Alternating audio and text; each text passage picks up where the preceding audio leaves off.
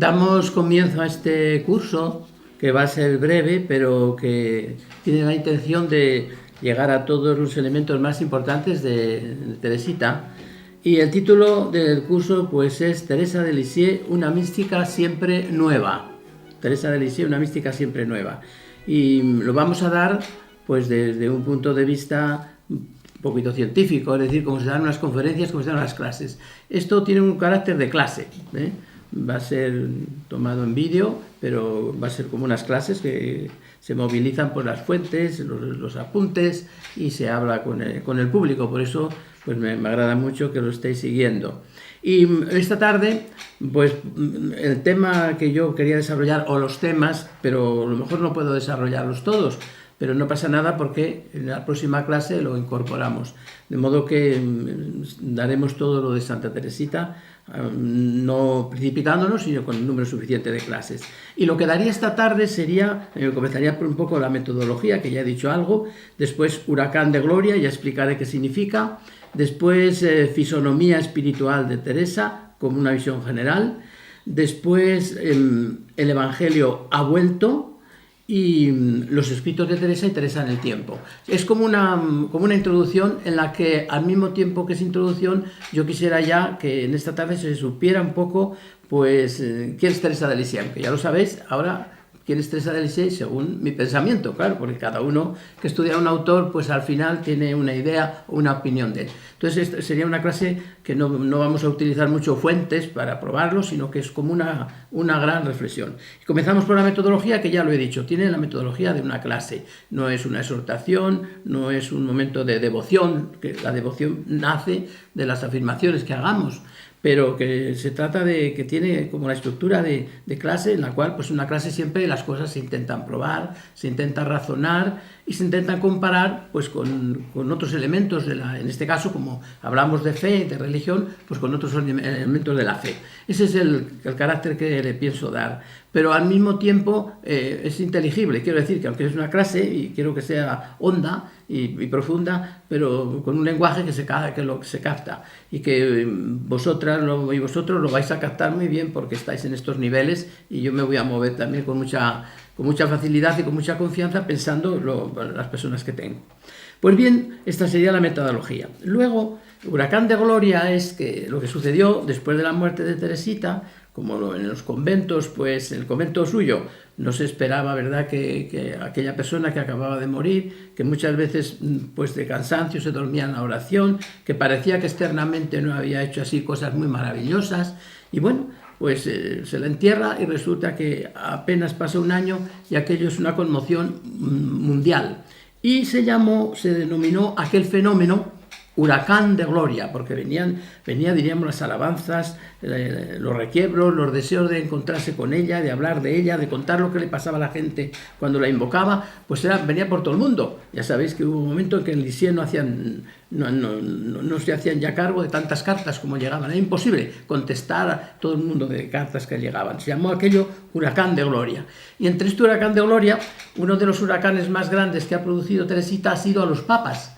A partir, ¿verdad?, del papa que la vio hasta el último, tienen una devoción especial por él. Bueno, más que devoción, como debilidad por Teresita. Todos, no hay ningún caso. Lo cual indica que ella ha tocado la esencia de la Iglesia. Y que ha tocado, porque claro, un papa lo que siente es la Iglesia, normalmente. Entonces, cuando tienen esa afinidad, todos, y veremos que incluso algunos y los más teólogos indican a los teólogos que la lean y que la profundicen. A una chiquilla que, como todos sabemos, no pasó de la catequética, estudió catequesis y poco más, y sin embargo, pues ahora es doctora de la Iglesia, y los papas, entre ellos Benedicto XVI y Pablo VI, piden que se lea Teresa de Lisieux y que la lean los teólogos.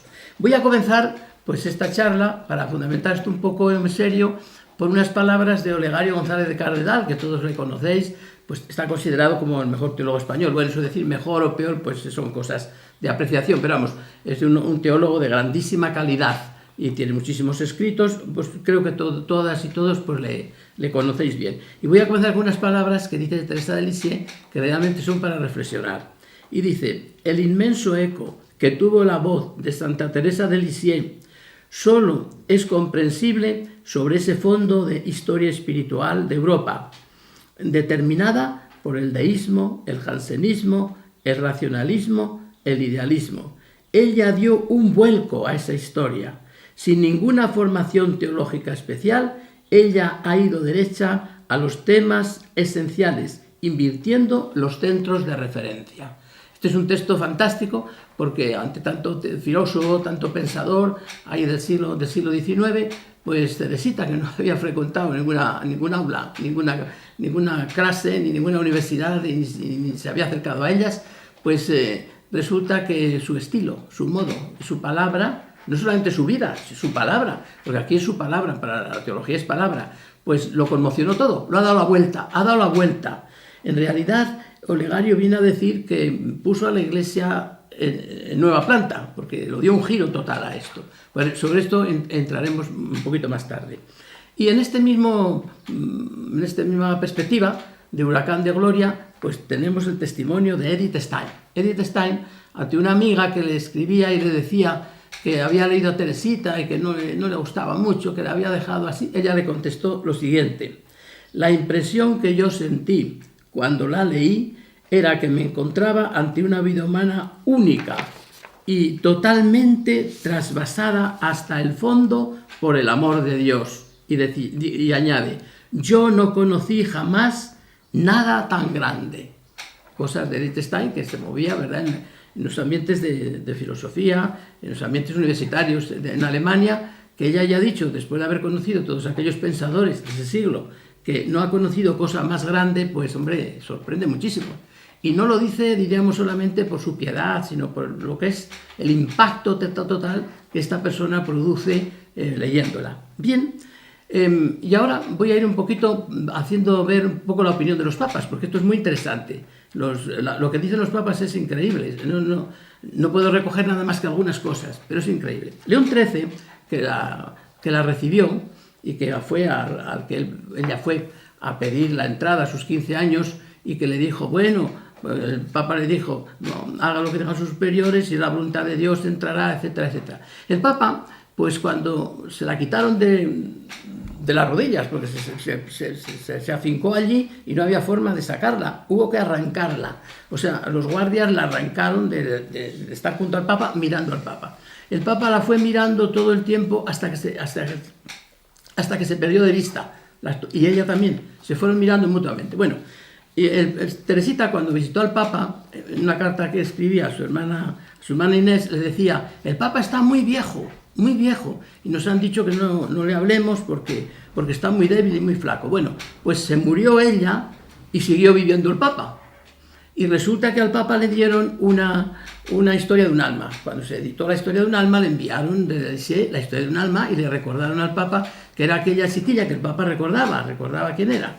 Aquella que le pidió que quería entrar a los 15 años, etcétera, y que con toda seguridad el Papa algo intervinieron desde Roma. Bueno, pues el Papa León XIII dijo lo siguiente después de leer la historia de un alma. Este Papa, como saben, era un Papa muy científico, muy culto. Dijo lo siguiente: he tenido el mayor placer de mi vida leyendo la historia de un alma. Esta es la afirmación de León XIII después de todo esto.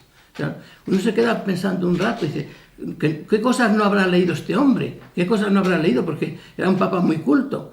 Habrá leído a autores espirituales, teólogos, filósofos, pensadores, pero León XIII era una persona muy culta. Y entonces decir que la historia de un alma lo conmovió, dijo, el mayor placer de mi vida ha sido leyendo la historia de un alma. Bueno, me voy ahora a Pío XI, que fue el que la beatificó, el que la canonizó, el que la llamaba la estrella de su pontificado. Pío XI, bueno, estaba como un poco enloquecido por Teresita, hacía cualquier cosa. Llegó a hacer una cosa que todo el mundo piensa que la hizo por Teresita. Cuando se trataba de hacer doctor de la Iglesia a San Juan de la Cruz, pues siempre había problemas, como hay problemas en estas cosas, ¿verdad? Unos ponen una argumentación, otros ponen objeciones, etc. Total, que se tardaba un poco en hacer eso. Entonces se le había invitado a una persona que iba a ver al Papa, que era un carmelita, se le había invitado que le dijera al Papa, mire, Santo Padre, si tal es la hija, que era Teresita, ¿cómo será el padre y el maestro? Y el Papa cayó en la cuenta, claro. Y parece que influyó muchísimo Teresita en que hicieran a San Juan de la Cruz doctor de la Iglesia. Bueno, pues este Papa dice cosas increíbles de Teresita. Una de las cosas que dice, ella es una palabra de Dios para el mundo de hoy, por ejemplo. Y otra, verdadera flor de amor, venida del cielo sobre la tierra para maravillar al cielo y a la tierra. Yo creo que no se puede decir más cosas. Un papa tiene que comedirse en lo que dice. Pues yo creo que no se comedía nada de esto. O sea, lo que decía. Y luego llegó a decir lo siguiente. Teresita, viene a decir, Teresita ofrece una sorprendente novedad en la doctrina. Una sorprendente novedad en la doctrina. Esto está ya pensado, claro, porque hay que aquilatar mucho en el magisterio de un papa. Novedad en la doctrina, o sea, ya algo nuevo, dice, o mucho nuevo.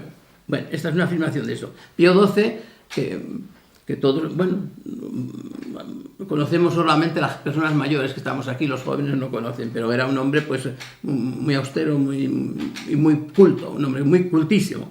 Bueno, el Papa Pío XI lo envió a Lisieux para que inaugurara la Basílica de Lisieux. Bueno, allí se dijo una cantidad de alabanzas de Teresita, pero una de ellas es la siguiente, que dijo: la doctrina de la infancia espiritual no está reservada para jóvenes novicias, está hecha para personas adultas cargadas de responsabilidades. ¿Sí? O sea que querían sacar la doctrina de Teresita de esos ambientes así restrictivos de la vida religiosa, de noviciados, y el Papa dice, esto es una doctrina que no es solamente para gente así joven que comienza, sino para gente ya muy madura. Juan XXIII tiene también afirmaciones muy bonitas, comparaba a Santa Teresa con una nave grande y a Santa Teresita con una pequeñita, y uno pensaría que, bueno, pues decía, una es la grande y otra es la pequeña, pero verán lo que dice. A Santa Teresa, la grande, yo la quiero mucho, decía Juan XXIII, pero la pequeña es la que nos conduce a la ribera. Decía, lo mismo que una nave grande no puede llegar al puerto, tienes que llegar por medio de una nave más pequeñita, pues esto venía a decir Juan XXIII. Y la sorpresa nos llega con Pablo VI. Diréis que ¿para qué digo esto? Es para fundamentar todo lo que voy a decir. Que voy a decir muchas cosas de Teresita, una de ellas que es una novedad total y que es un caso único en la Iglesia en algunos puntos, único. Y único en muchos puntos.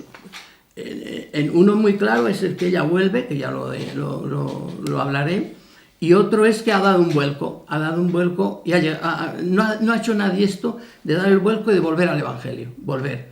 La Iglesia no es que no estuviera en el Evangelio, pero se iba, con el tiempo las cosas pues se van como desgastando, se van envolviendo en formas nuevas, etc. Y era necesario un golpe, y el golpe es esto. Y muchos piensan, luego lo leeré al final, que el Vaticano II es Teresita. Así dicho, una barbaridad, pero afinando es el estilo de ella, el modo de ella y diríamos que mucha de la doctrina de ella. Fíjense que en el Catecismo de la Iglesia pues no se cita así frecuentemente a un autor. A ella se la cita más de 6 veces en el Catecismo de la Iglesia. Pues bien, llegamos a Pablo VI, que todo el mundo pensaría que Pablo VI era como un hombre frío, que no lo era, pero la aparentaba, un hombre intelectual, un hombre reflexivo. Y Pablo VI tuvo la suerte, y lo recordó varias veces, que fue bautizado en el mismo momento en que Santa Teresita moría, a las 7:20 del día 30 de junio.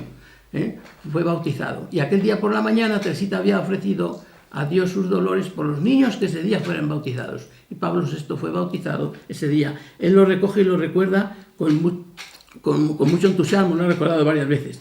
Pablo VI lo recordó varias veces. También dijo que él debía todo a Teresa de Lisieux. Eso no lo habían oído nunca, ¿verdad? Pues Pablo VI dijo, yo debo todo a Teresa de Lisieux. Nadie pensaría que ese hombre tenía devoción a esa chiquilla, claro. Pues bien, tenemos esta frase. Pero también dijo, también Pablo VI, pues introdujo muchas veces a Teresa de Lisieux en sus discursos. Se ha llegado a pensar que en casi todos los discursos de Pablo VI está ella, de forma directa o indirecta. Esto algún autor lo dice, yo no lo he podido comprobar, evidentemente, pero que de alguna forma está en todos los discursos. Y más, y añadí, y pedía a todos los que de alguna manera enseñan en la Iglesia que estudien la doctrina de Teresa de Lisieux. A todos los que enseñan en la Iglesia que estudien la doctrina. O sea, ya no se trata de una devoción, ya no se trata de pensar, bueno, pues esta mujer ha hecho la santidad muy asequible, es santidad para todos. No, es el pensamiento. Y que esta gente lo diga es ya muy llamativo, ¿no? Que Pablo VI diga esto, que Pío XII diga hasta esto, pues es muy llamativo porque son personas muy intelectuales y normalmente, si quieren salir del paso, pues podrían haber salido de otra manera con Teresita y haber quedado bien, pero no han salido en lo intelectual. Es decir, tiene un pensamiento fuerte. Hay algo muy hondo en esa forma de escribir que tiene ella, sencilla, pero que hay una doctrina muy firme. Juan Pablo I, aquel papa que duró solo un mes, pues tiene un libro que se titula Ilustrísimos Señores, y entre las 40 figuras, una es Teresita. Pero lo más curioso es que este papa, a los 17 años, leyó la historia de un alma, y al leerla, dice él, que sintió como si un rayo le llegara en yo y le trasvasara en yo. Eso es un recuerdo de él también, así, muy grande. Y siguiendo adelante, ya si vamos a Juan Pablo II, pues casi es ya terminar, porque ha tenido muchas intervenciones sobre Teresita, fue el que la hizo doctora, y ha tenido pues continuamente muchas afirmaciones sobre ella, a los jóvenes, etc. Juan Pablo II es muy rico en afirmaciones de Teresita. Y dice una frase como esta: entre los doctores de la Iglesia, Teresa del Niño Jesús de la Santa Faz es la más joven, pero su ardiente itinerario, tanta madurez en sus intuiciones de la fe, expresadas en sus escritos, la hacen merecedora de tener un puesto entre los grandes maestros y doctores de la Iglesia. Entre los grandes maestros y doctores. Fue el Papa que la proclamó doctora de la Iglesia y otras muchas cosas, le concedió otras muchas cosas. Benedicto XVI, llamado el Papa teólogo, ¿verdad? Un hombre muy conocido antes de ser Papa por su teología. Era un hombre, pues muy conocido en los ambientes teológicos, incluso en ambientes no teológicos, pues algunos libros llegaban al pueblo y era ya conocido y muy conocido. Bueno, pues Benedicto XVI dice lo siguiente: Teresa de Lisieux es una guía para todos, sobre todo para quienes en el pueblo de Dios desempeñan el ministerio de teólogos. ¿Quién lo iba a decir, verdad? ¿Quién iba a decir que un teólogo dice, esta mujer es para los teólogos, no solamente para la gente sencilla? De modo que con esto yo creo que pues me he respaldado bien para poder hablar de ella. Y ya vamos a por el Papa Francisco. Y el Papa Francisco es súper devoto de Santa Teresita, ya no puede ser más. Y tiene algunas anécdotas muy curiosas, pero lo normal es lo siguiente. Lo normal dice, es conocida la superdevoción del Papa por Teresita. Dice el Papa, cuando tengo algún problema, le pido a la Santa no que me lo resuelva. Fíjese que es bueno el Papa, no que me lo resuelva. Todos pedimos a los santos que nos arregle el problema. El Papa dice, no, a mí que no me lo resuelva, no. Sino que lo tome en sus manos y me ayude a asumirlo. Esto es de un verdadero cristiano, que no me lo resuelva, sino tengo que resolverlo yo, pero que me ayude, lo tome en sus manos, que me ayude a asumirlo. Y como señal de que la Santa acepta esto cada vez que se lo hace, recibo casi siempre una rosa blanca. Esto es muy curioso en él, sí, muy curioso. Y hay montones de anécdotas de casos así, de estar con un problema, bajar a un sitio y una señora le dice, Santo Padre, esta rosa.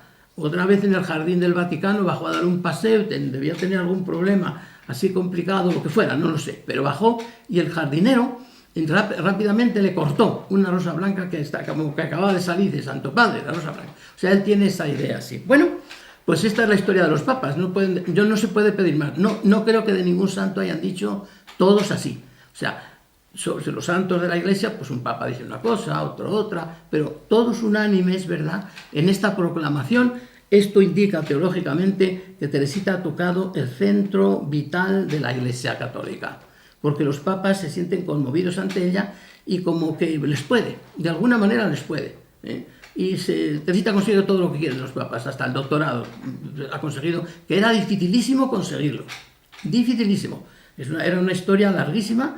Los carmelitas llevaban pidiendo el doctorado de Teresita muchas veces y ya una vez Juan Pablo II un poquito enfadado, pero él estaba deseando concederlo, era un pícaro, estaba deseando concederlo en el fondo.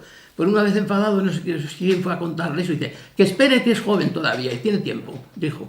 Pero luego enseguida pues, le concedió el título.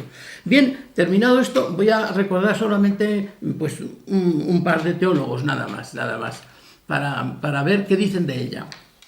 Por ejemplo, pues von Balthasar, que es conocido pues, uno de los teólogos mejores, ¿verdad?, del siglo XX, dice: la teología de las mujeres no ha sido nunca tomada en serio ni integrada en la corporación. Después del mensaje de Lisieux, habrá que pensar ya en ello en la actual construcción de la dogmática, dice, porque podía haber dicho de la pastoral o de la espiritualidad, no, de la dogmática. Eso es tremendo, ¿no? Son afirmaciones pues, muy serias que hacen ver que Teresita está en unos niveles muy altos en la forma de entender el cristianismo. Este es von Balthasar. El padre Congar, pues todo el mundo ha oído el padre Congar, ¿no? El Concilio Vaticano II, uno de los famosos, de los más conocidos y de los grandes teólogos. El padre Congar dice: el faro que Dios ha alumbrado en el umbral del siglo atómico se llama Teresa de Lisieux, del padre Congar. Y un teólogo que quizás no lo habéis conocido, pero que era muy conocido en los ambientes españoles, en la dogmática, en la teología dogmática, que se llamaba José María Rovira Belloso. José María Rovira Belloso es catalán. Pues este padre dio una conferencia en Comillas sobre Teresita, que lo invitamos, y bueno, fue una fiesta que se quiso hacer allí para Teresita, en Comillas, en la Universidad de Comillas. Y en uno de los momentos, dijo lo siguiente. No sé si sabe que se lo vamos a decir en público y en alto, o sea, pues se hubiera atrevido a decirlo, pero dijo lo siguiente, este teólogo, pero hablando en una conferencia, dijo lo siguiente: Teresa de Lisieux es la sonrisa de Dios y vale más que un concilio ecuménico. Todos se echaron a reír y todo y tal, pero ahí quedó la frase: y vale más que un concilio ecuménico. Bien, pues con esto yo creo que he cumplido ya la primera parte, no la primera parte, el primer número, o el segundo número de esta conferencia, que es Huracán de Gloria. No se puede tener más alabanzas a una chiquilla que, como digo, no había frecuentado ninguna universidad. Gente desde esa línea pues la considera pues de primera clase, o sea, con un gran pensamiento. En el fondo, una gran reformadora, sin intentar reformar nada, dio una vuelta a todo, como dice Olegario, dio una vuelta a la historia del siglo XIX y por consiguiente a la historia de la Iglesia. En fin, pasamos ahora al tercer punto, sería su fisonomía espiritual. Bueno, esto es interminable, ¿verdad? Esto es interminable, pero yo quisiera que tuviéramos una visión esta tarde de esto, una visión que pudiéramos, ¿verdad?, pues ya al terminar esta conferencia tener una idea de Teresita, bueno, la que tenéis, pero por mejor recogida y profundizada. Pues yo he buscado aquí una serie de números que solo me voy a tener un poquito, porque en días posteriores, cuando lo hablemos, pues iré reflexionando sobre ello y volverá sobre ello y más despacio y esto. Pero he recogido algunos números. El primero tendría que ser, diríamos que la primera afirmación es que Teresita es una acción fulgurante de Dios. Es inexplicable teológicamente el caso de Teresita. Es decir, cómo una persona que en esas condiciones, en esas cualidades, tan rápidamente adquiere una sabiduría tan grande de la teología, de la vida espiritual, de todo lo referente al catolicismo y al humanismo, porque la leen también agnósticos en Francia, como sabemos, tuvo sus lectores, y encuentran en ella consuelo, y incluso personas que no creen, pues encuentran en ella una luz. Bueno, eso no se explica humanamente. No se explica humanamente que una chiquilla que a los 13 años lloraba por cualquier cosa, que en el fondo pues era una enfermiza. Era muy maja, muy guapa, se la quería mucho en casa, pero una enfermiza, lloraba por cualquier cosa, era insoportable. Que un día de Navidad, pues en el año 1886, pues se cambie totalmente y pase de frágil a ser de acero. Pasó porque tiene un arraigamento de acero, verdaderamente. Decía el cardenal Martí, dice: pero ¿cómo dice esta mujer que es débil, que es frágil? Dice: pero si es de acero, si no, nadie hace lo que hace ella. Entonces pasó ahí de un giro total. Bueno, yo creo que es muy difícil explicarlo solamente psicológicamente, desde el punto de vista humano, esta figura, porque algunas cosas se pueden explicar, pero así el conjunto, yo creo que hay que llegar a la conclusión que hizo Dios un juego, o el Espíritu Santo hizo un juego con la Iglesia y con la humanidad. Y se quiso como un poco reír de nosotros, porque nos mandó a una persona que nos ha cambiado y que ha cambiado el estilo de la Iglesia, le ha cambiado el estilo de la Iglesia, está claro. Y lo ha cambiado, pues no se sabe cómo. pero lo ha cambiado por sus escritos, porque la gente dice, no, es que vivió. No, no, sus escritos han cambiado todo esto. Entonces hay que llegar a esa conclusión. Yo creo que Teresita es una acción fulgurante de Dios. Y diríamos que voy a tocar algunos temas muy breves, porque ya veo que el tiempo me va avanzando mucho. Pues los temas los voy a tocar brevemente, estos temas. La primera reflexión sería sobre la experiencia más allá de la experiencia. Una cosa que le pasa a Teresita. Pues bueno, Teresita no siente a Dios, dice, se aburre en la oración, los ejercicios espirituales los pasaba casi todos aburridos, se dormía. Y dice uno, pero bueno, ¿y dónde está aquí la santidad de esta mujer? Bueno, pues la experiencia más allá de la experiencia. ¿Qué puede ser experiencia de Dios? ¿A qué llamamos experiencia de Dios? ¿A un sentimiento? ¿A tener como una cierta alegría interior? ¿A estar contento por una cosa? ¿Eso es experiencia? Bueno, un día lo explicaré más largo, pero basta decir que Dios no puede ser experimentado así, porque Dios no cae bajo esos ámbitos, pero sí puede ser experimentado, diríamos, por la fuerza que Él proyecta sobre nosotros, y lo que en nosotros sucede es que se cierran como los centros de captación y no se experimenta nada, estando experimentando mucho. Por tanto, Teresita experimentó mucho sin experimentar nada. ¿Y cómo pruebo yo esto? Porque esto hay que juzgarlo, no hay que decirlo, no hay que decirlo solamente. ¿Cómo se prueba? Pues bueno, pues porque ella, medio dormida, medio, diríamos, sin sentir nada, cansada con su tuberculosis y con sus cosas, pues llegó a un conocimiento de la Iglesia, del Evangelio, de la oración y de Dios, que otro muy despierto, con muchos sentimientos, mucho gusto en la oración, muchas cosas, no ha llegado. Entonces, esto es lo que quiero decir yo, experiencia más allá de la experiencia. Es decir, esta es una experiencia para mí, Teresita, trascendental, nueva, y que no estaba valorada, diríamos, todavía en la mística. Este sería un dato. Otro de los datos, diríamos, de su espiritualidad es la Biblia como palabra absoluta. Bueno, me es muy difícil a mí decir aquí en 2 minutos cuál es la raíz de la Biblia en Teresita. ¿Cuál es la raíz? Bueno, pues la raíz es, aparte de que el Espíritu Santo está siempre jugando con nosotros y está siempre iluminando a la persona que se abre, porque eso hay que darlo por supuesto, Teresita tiene una cosa que es característica. Teresita está enamorada de Jesucristo humanamente también, es decir, no solamente espiritualmente, no solamente místicamente, sino humanamente. Ella es una mujer enamorada de Jesucristo como una mujer se enamora de un hombre, eso está claro.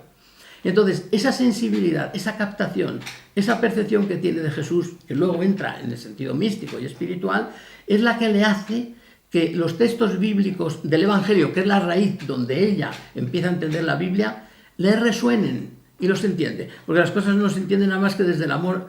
A una persona no se la entiende nada más que desde el amor. Entonces, Teresita tiene esa raíz. Y eso hace que sienta una conexión total con lo bíblico, que realmente le brota y llega al centro de la expresión bíblica, al centro del conocimiento bíblico. Quizás no al ambiente de alrededor, no al ambiente exegético, eso en ella no sabía nada, ni tenía clase, aunque ella trataba de formarse mucho en esto, porque comparaba unos evangelios con otros, la pasión del Señor y la resurrección sobre todo, escribió todos los pasajes del evangelio, los quería comparar para ver cómo podían coordinarse, y se daba cuenta ella que no se podían coordinar, se coordinaban mal, escribió todo esto. Pero esa no es ella hizo todo lo posible por entrar en la Biblia, pero la tendencia a la Biblia y la captación del sentido de la Biblia es por este amor que tiene a Jesucristo. Esta es la raíz. Y sintoniza. Y por eso ella dice que cuando está leyendo un libro para la meditación, que está aburrida, abre el Evangelio y todo se le revela, todo se abre. Y allí ya veo yo el perfume de Jesús, todo se abre, todo se descubre. Esa es la raíz. Pero alguna vez ya explicaremos un poquito más, hay más cosas. Y desde esa raíz ella entiende ya luego todo y comprende todo de una forma especial. De tal manera que la comprensión de la Biblia de Teresita han llegado a decir algunos teólogos que la comprende mejor a la Biblia o se acerca mejor a la Biblia que Santa Teresa y que San Juan de la Cruz. Pues Santa Teresa y San Juan de la Cruz, por medio de los símbolos, a veces pueden separarse. Y ella, como va directamente por la intuición en el amor normalmente no falla. Entonces, esta sería una de las características de Teresita, que sería la Biblia como palabra absoluta. Después, revolución del concepto de santidad. Ella no fue la primera en cambiar el concepto de santidad. Fue San Francisco de Sales el que empezó a decir: no es lo mismo la santidad de un monje que la santidad de un padre de familia, no es lo mismo la santidad de un militar que la santidad pues de otro que no tiene que hacer todo ese tipo de cosas. Lo tiene él muy bien escrito todo San Francisco de Sales. Pero ahí no va Teresita. ¿Dónde va la raíz de la santidad en Santa Teresita? Es muy sencilla, es muy sencilla. Y al mismo tiempo, pues diríamos muy radical. Se basa en el amor, es evidente. Y entonces para ella la santidad es la entrega total de la persona sin buscarse nada de nada, sin búsqueda de nada. Ni conocimiento, ni siquiera darse cuenta que avanza en la santidad, sino tirarse como en la confianza absoluta. Esa es la raíz de la santidad. Entonces ella no requiere para la santidad, evidentemente, ni hacer actos heroicos, grandiosos, no, es, diríamos, un acto interior que luego en la vida real está ejerciendo su poder y su fuerza, ese acto que consiste en dar todo y no requerir nada. El ejemplo del granito de arena es muy importante para ella. O sea, ella dice que la persona tiene que ser como un granito de arena que se pisa y ni siquiera se da uno cuenta que se pisa, porque si se da uno cuenta ya se revaloriza el granito, pero si ni siquiera se da cuenta, o sea, es llegar a la nada del yo, a la nada. Diréis que esto lo han dicho todos los místicos, pero lo dicen de otra forma y como en un proceso largo, y ella es el primer acto para la santidad sería este. Por tanto, revolución del concepto de santidad, la clave es el amor. Aquí me referiría solo a una cosa: nadie ha dicho en la historia humana qué es el amor, ni siquiera lo ha dicho Jesucristo. Sabemos que Jesucristo es el amor, pero no dijo yo soy el amor, ¿no? La afirmación yo amor, convertirse en amor, es de Teresita. Esto es una genialidad tremenda. Bueno, una genialidad, ¿no? Una barbaridad. Porque ¿cómo puede ser una persona el amor? Pues en la ecuación de la yo seré el amor. Lo exclamó con un grito, diríamos, pues muy vibrante y muy fuerte. La clave es el amor. Y después, ella tiene una cosa muy interesante para la santidad, para la vida y para todo. Ella desde niña, cuando leía las historias de Francia, sobre todo, era francesa, en eso no se purificó. La grandeur de Francia, es Francia. Ahí no se purifica nadie, ni los santos. Bueno, Francia era Francia. Entonces ella quería ser como las grandes heroínas francesas. Sintió interiormente que ella estaba en esa línea, de las grandes heroínas francesas, de Juana de Arco, por ejemplo. Bueno, ese deseo de grandeza es muy importante, porque normalmente la persona cuando entra en la santidad o cuando entra en los caminos de Dios empieza como a humillarse, empieza como a no creer en sí misma, empieza como a perderse, y han acusado mucho al catolicismo y al cristianismo en general de que destruye a las personas, porque las hace perder la confianza en uno mismo. Es decir, yo soy muy pecador, yo soy tal, empezamos en ese sentido, ¿verdad? Y en esa reflexión que nos conduce hacia lo pequeño, hacia lo débil, pues de alguna manera a la persona le quita como, no sé, entusiasmo, grandeza. Y está hecha para la grandeza, todo el ser humano está hecho para la grandeza. Esto es muy importante porque ella tradujo esta grandeza para la santidad. Yo no voy a poder ni voy a querer ser ese tipo de heroína, pero sí que tengo que ser una heroína y lo voy a ser en la santidad. Entonces lo proyectó en un camino y nunca tuvo complejo de nada. No le entran complejos, ¿verdad?, en la vida real, que le pueden hacer un daño psicológico pues muy grande. Los deseos de grandeza son importantes. Aquí conectaríamos un poquito con Santa Teresa, cuando habla Santa Teresa de que es muy bueno tener deseos grandes. Deseos grandes, ¿no? En el fondo está en conexión con esta misma realidad. Después, otro elemento muy importante de Teresita es la revalorización del sacerdocio. Teresita era una mujer clarísima que tenía vocación de sacerdote, eso estaba claro, lo tenía clarísimo. O sea, era una tendencia tan grande, unos deseos tan enormes, una cosa tan llamativa, que había una vocación en ella. Y cuando ya veía que se iba a morir, y se quedaba contenta porque decía, Dios me va a conceder una gracia, me va a llevar antes de que yo tuviera edad para poderme ordenar de sacerdote. Y cuando estaba ya muy mayor, eso a lo mejor no lo han oído, cuando estaba ya muy enfermita, perdón, no muy mayor, pues en la enfermería las monjas jugaban un poquito y le hacían bromas. Y una de las bromas que hacían una vez, le hicieron la tonsura. para que estuviera contenta, porque como si fuera sacerdote y se reían, lo reían, pero había corrido en el monasterio, eso era una vocación de ella. Bueno, esa vocación de sacerdote a ella le ayudó muchísimo. Evidentemente no se ordenó ni nada de estas cosas, por evidente, pero le ayudó a un cultivo muy grande de la Sagrada Escritura, de la Eucaristía, del encuentro con el otro. Lo daba todo un carácter sacerdotal, o sea, un carácter como de acompañamiento, como un carácter sagrado en que envolvía toda su realidad como algo que se ofrenda y de un carácter también universal.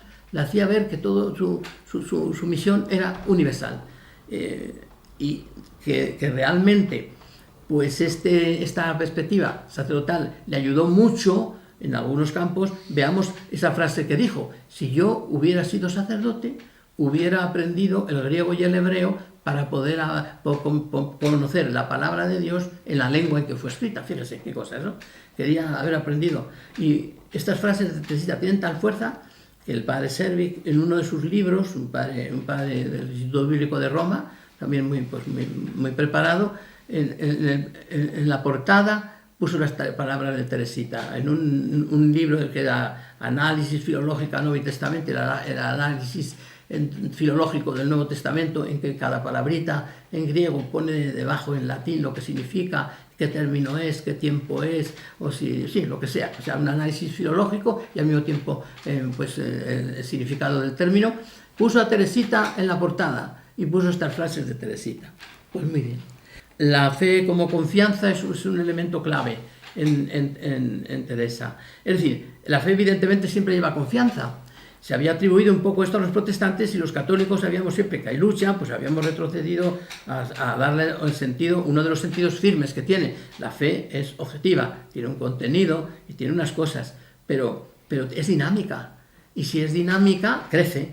Y si crece, me tiene que hacer desembocar en la confianza. En Teresita la fe y confianza de alguna manera se identificaban. Todo el misterio de la fe era gran confianza. Incluso llegó a decir que la justicia para ella era uno de los términos que más le agradaba que la tuviera Dios, porque con la justicia, entendiéndola así en el sentido del derecho, pues Dios se da cuenta de lo pequeños que somos, los débiles que somos, cómo estamos, y si nos juzga así, pues aunque sea en seco y en frío, pues realmente el juicio de la justicia de Dios sería muy benigno, fíjense qué visión tenía, muy benigno, de modo que hasta ahí le llegaba la confianza. Y la mística como sospecha, sería otro elemento de Teresita, la mística como sospecha. Teresita decía: yo, como las cosas del cielo aquí no se pueden conocer tal como son, prefiero no conocerlas y dejarlo para la otra vida, Esta es una frase de ella, ¿no? Bueno, pues esto es muy interesante, porque de alguna manera coincide también con San Juan de la Cruz, cuando dice San Juan de la Cruz que por muchas y muy encumbradas noticias que tenga un alma en esta vida de Dios, eso no es Dios ni tiene que ver con Él. Esto está en el Cántico Espiritual, en las primeras canciones, en la primera canción. No es Dios ni tiene que ver con Él. Todas esas experiencias místicas, tanta gente como anda ahora con experiencias, con búsquedas de cosas de Dios, sentir a Dios, pues San Juan de la Cruz dice: eso no es Dios. Bueno, pues Teresita está en esa línea también. Y ella, diríamos, que sospecha de la mística porque no quiere tener nada de esto. ¿Y por qué no quiere tenerlo? Por eso que acabo de decir. Y entonces la experiencia suya, ya lo dije hace un momento, experiencia más allá de la experiencia o experiencia sin experiencia, pues significa precisamente que ese no sentir a Dios es un sentimiento profundísimo de Dios. Porque de Dios, digamos que lo que sabemos, pues es solamente que es amor y que es profundidad, pero cuando lo pasamos por nuestro cerebro, pues al filtrarlo ya queda muy lejano todo.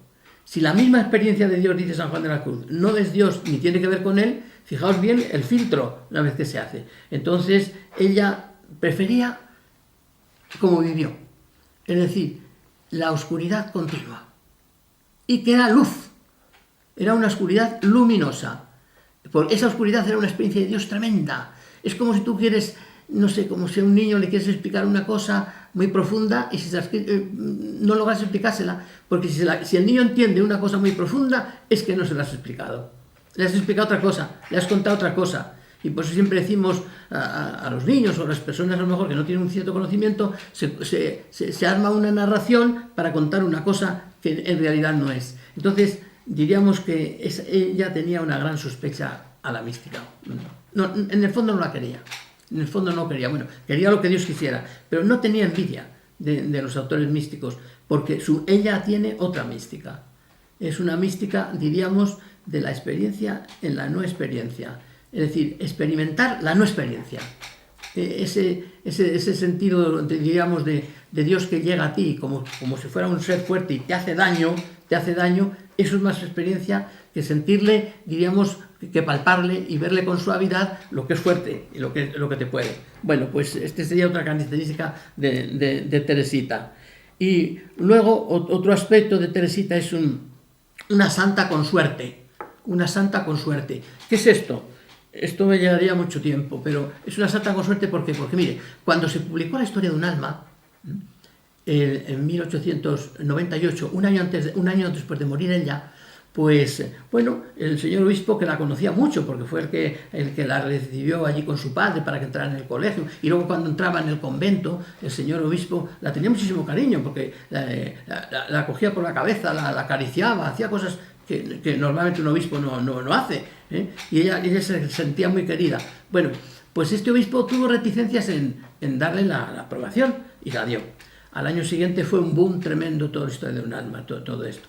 Pero esa historia de un alma, que ya lo explicaré cuando hable de los escritos de Teresita, esa historia de un alma no es la historia de Teresita, no es de Teresita, es la de Teresita, pero fue un apaño, una manera que hizo la madre Inés con los escritos de Teresita, los enganchó, los puso, los organizó, añadió algunas cosas y se publicó. Y fue un boom, fue una maravilla, lo cual indica que la hermana de Teresita es genial, fue un boom.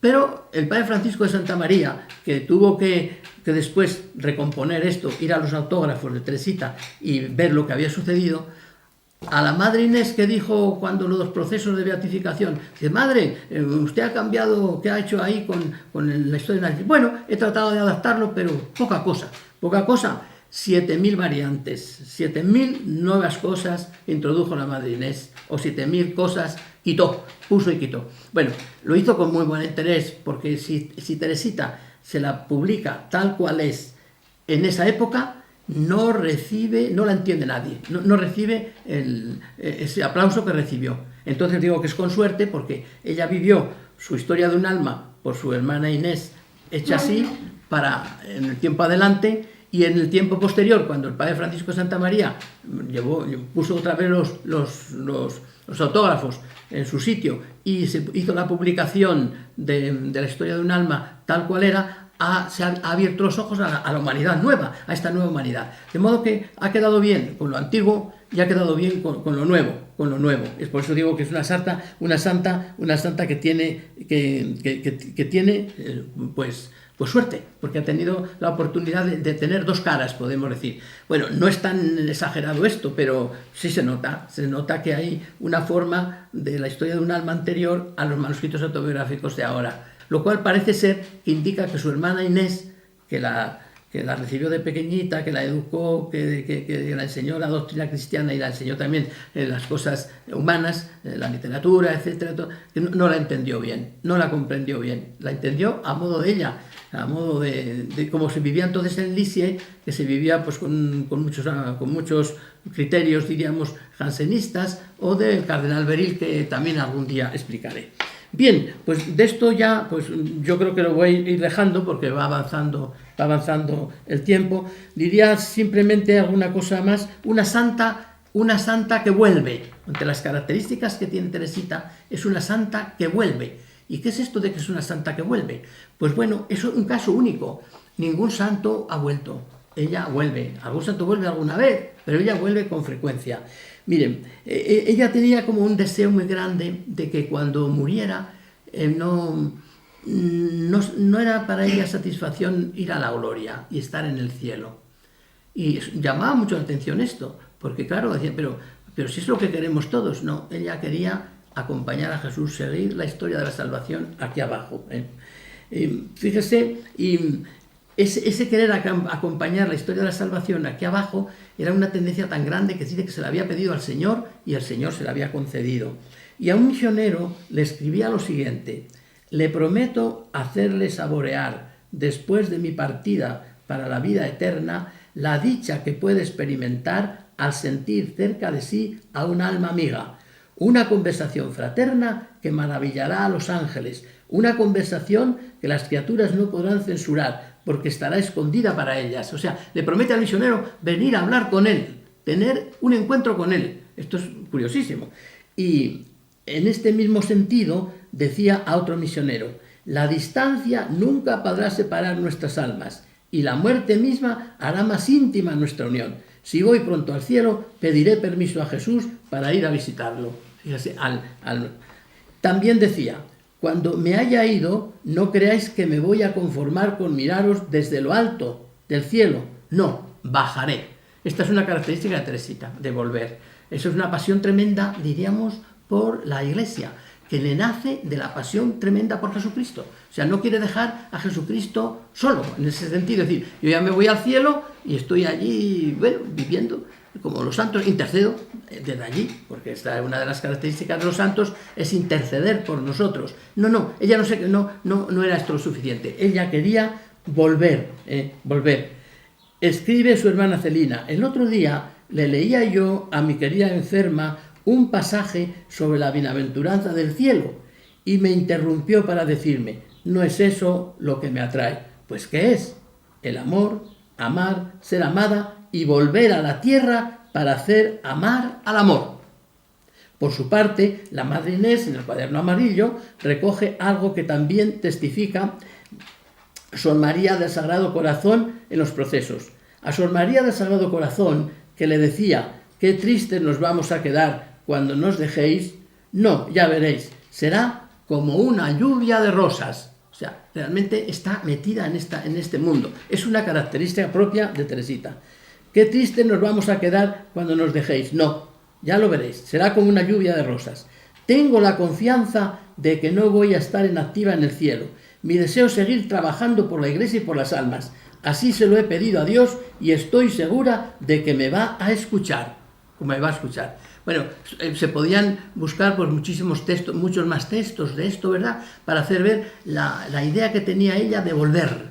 Pero no solamente de volver, pues de volver con la oración, sino de alguna manera estar aquí presente. Bueno, pues esa presencia de Teresita es muy llamativa, porque cuando se hizo el proceso de beatificación y de canonización, se recogieron muchas cosas, claro, evidentemente, testimonios. Hay 7 volúmenes de testimonios. Bueno, pues solo con ojear un poquito esos volúmenes se queda uno aterrorizado de la presencia de Teresita aquí en la tierra, de cómo se ha parecido a un soldado, cómo ha ayudado a otro, cosas curiosísimas, lo cual indica, ¿verdad?, que esto es un aspecto especial de Teresita, es una cosa muy, muy especial.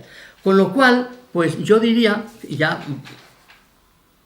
voy a terminar, pues aunque quedan aquí algunas cosas que estudiar, como por ejemplo para esta tarde, como sería por ejemplo pues los libros de Teresita, un poquito presentarlos, y luego alguna cosa más, Teresita en el tiempo, es decir, el ambiente en que vivió, para hacer ver los reflejos que producía este cambio de pensamiento y de manera de ser. Bueno, lo vemos otro día, pero sí que quiero terminar con unas frases, con unas palabras de un autor que voy a comentar, en que aparece la idea de que con Teresita ha vuelto el Evangelio. Ha vuelto el Evangelio. ¿Que no estaba antes? Sí. ¿Cómo no va a estar? Sería una herejía tremenda decir que no estaba antes el Evangelio. El Evangelio está, pero estaba arropado con tantas cosas, tapado con tantas cosas, como a los santos a veces cuando les ponemos pues vestidos y tal, al final la obra de arte que está debajo se va olvidando y se oculta. Las estatuas, ¿verdad?, pintadas, repintadas, o bueno, no hace falta ir a las estatuas, los edificios, etc. Bueno, entonces les voy a leer aquí unas frases de un autor que es carmelita, que conoce muy bien a Santa Teresita, la conocía, ha fallecido ya, que se llama el padre Francisco Ibarmia, que es Teresa de Lisieux, temas fundamentales, y está escrito en el Monte Carmelo en 1997. Parece muchas cosas, pero he recogido algunas solo, y las voy a comentar brevemente para ver si ya terminamos. Bueno, pues este padre dice lo siguiente, Dios una vez más remó contracorriente, echó mano de una monja, de solo formación catequética, para poner en primer plano lo que él quiso decirnos por su hijo hace muchos años, y que en más de una ocasión quedó algo arrinconado. Algo arrinconado, dice él, algo arrinconado. Bueno, pues algo arrinconado. En efecto, las aguas limpias de su evangelio habían recibido muchos colorantes a través de los siglos, muchos residuos industriales del Antiguo Testamento, de la cultura del hombre, de la filosofía y de otros concomitantes que habían oscurecido la sencillez y la directa palabra de Jesús. Y esto a pesar de sus profetas Pablo, Agustín, Bernabé, Francisco, Teresa de Jesús, Juan de la Cruz y algunos personajes condenados por la historia. Y aquí está Teresa de Lisieux, voz pequeña de Dios, que casi sin saberlo la hicieron suya los padres conciliares del Concilio Vaticano II y la han amplificado a los cuatro vientos los teólogos posconciliares, volviendo la mirada a la pureza del Evangelio. Pues creo que está muy bien expresado lo que ha hecho Teresita. Es decir, ha cambiado la Iglesia en el sentido de que le ha dado un aire evangélico que yo creo que no tenía. Con el Concilio Vaticano II todo ha cobrado otro aire, ¿verdad? Un aire de cercanía, diríamos de sencillez, de inmediatez, porque el Evangelio es sencillo, es inmediato, es profundo, es claro, produce alegría. Todo lo que no produce alegría sana no es evangélico. Bueno, pues en la llegada de Teresita ha sido un vuelco tremendo a la mentalidad de la Iglesia. Cuando hablemos mañana, el día que nos toque, cuando hablemos del jansenismo, que realmente cubría toda la Iglesia, pero no todos los elementos quedaban tocados por el jansenismo, evidentemente, pero cuando hablemos del jansenismo nos daremos cuenta de lo que ha hecho Teresita. Para percibir realmente lo que ha hecho hay que situarse un poquito en aquel ambiente que se vivía, en que la figura de Dios era terrorífica. Bueno, eso lo hemos visto nosotros también, casi con nuestra experiencia, ese miedo, los escrúpulos que nacían en las personas. Allá le nacieron los escrúpulos que tuvo año y medio muy fuertes, porque un sacerdote, para la primera comunión, para la segunda comunión más bien, pues habló a las niñas de la edad de Teresita del infierno, de la condenación, del pecado mortal, de lo fácil que era pecar, de lo fácil que era condenarse. Entonces la chiquilla se deshizo y entró en una crisis tremenda de escrúpulos. Bueno, pues ella se sanó de esos escrúpulos y después nos ha sanado a todos, diríamos, con su actitud. Bueno, pues así terminamos esta primera charla, que ha querido ser como un encuentro con Teresita en sus ideas más importantes, y al mismo tiempo he querido poner de relieve la fuerza que tiene su pensamiento, sobre todo acompañada de las afirmaciones de los papas, que son los que más autoridad tienen en esto, y también de algunos teólogos. Así terminamos esta primera charla, y ahora, una vez que ya hayamos terminado, pues podemos entablar un diálogo, que me podéis preguntar aquello que os parezca conveniente, y yo responderé si lo sé. Si no, pues me callaré.